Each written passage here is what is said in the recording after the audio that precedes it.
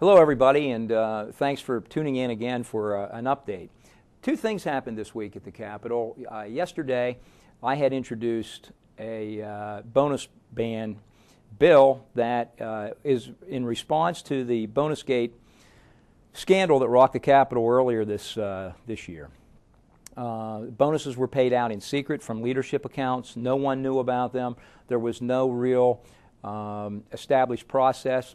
Key staff people were paid, and what the fear is that the laws were broken and that people actually received money for doing political work, either in campaigns or reciprocating with a campaign donation at some points, particularly in the House. That is what's being alleged with some of the bonus payments. So I introduced a bill that has 23 co-sponsors right now that would make it illegal to pay out any bonuses or receive any bonuses that are not through an established payroll system, which would still allow for clerks to be paid a bonus if they do extra work, or people that are up against salary caps with different classifications.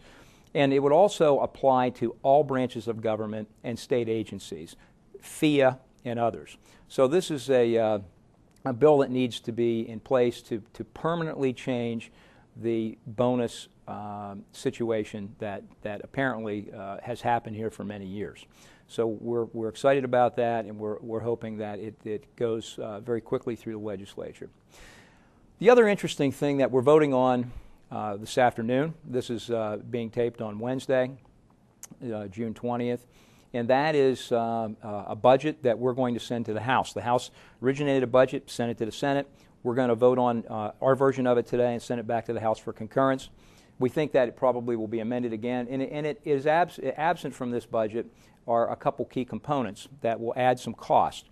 But initially, we have a budget that has 2.7% increased spending, which is good. Our cap that we had talked about throughout the year, that would be in accordance with the Taxpayer Protection Act, which I'm co-sponsoring, is 3.2%. So we're well below that, but we know that there'll be some more spending included in this. So we have a 2.7% budget. It has no taxes, no tax increases at all, no new taxes, no tax increases, and it does not have the governor's new programs in, the new spending programs that the governor has touted and rolled out in his budget address in January. We have a couple concerns, though. First of all, we know that particularly the Democrats in the House will try to roll in a lot of individual member perks that will add to the cost and the spending. And we fear that some of that will happen in the Senate as well. And also absent from this is large programs like transportation and mass transit funding. They are not addressed, at least in their total solution. So we know that these things will be added later in the year if a budget like this passes now, that will come back and will add different spending packages to the state's budget.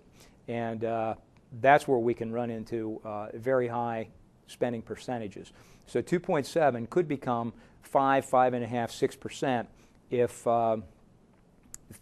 things are added to it later on. So we're going to keep a very sharp eye on this, and we ask everybody that's tuned into the process to stay on top of this, stay in touch with our legislators, and make sure that you understand the process, that this is a beginning. It's not a bad step, but we've got to stay vigilant and make sure that we don't allow this to increase to what we have traditionally done. You know, the last few years we've been at 9% or greater in the budget. We cannot continue to do that. We've got to look down the road a couple of years at a time, and our leadership is doing that now. They're looking at a 2-year process with the budget.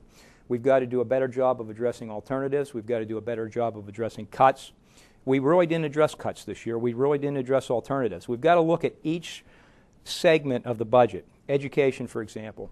What can we cut out of education spending? What can we cut out of welfare spending? What can we cut out of transportation spending? What can we do to reallocate the money we have in a more effective and efficient manner? These are things that we're not doing in Harrisburg. We're looking at taxes, we're looking at spending increases across the board, keeping them at minor COLAs, And that's fine to a degree, but you also have to identify other ways to do business, and that's where we're missing the big picture. So stay with us, stay involved, and please contact me or any other legislator, express your opinion, and maybe by working together we can get some things changed here in the state's capital. Thank you.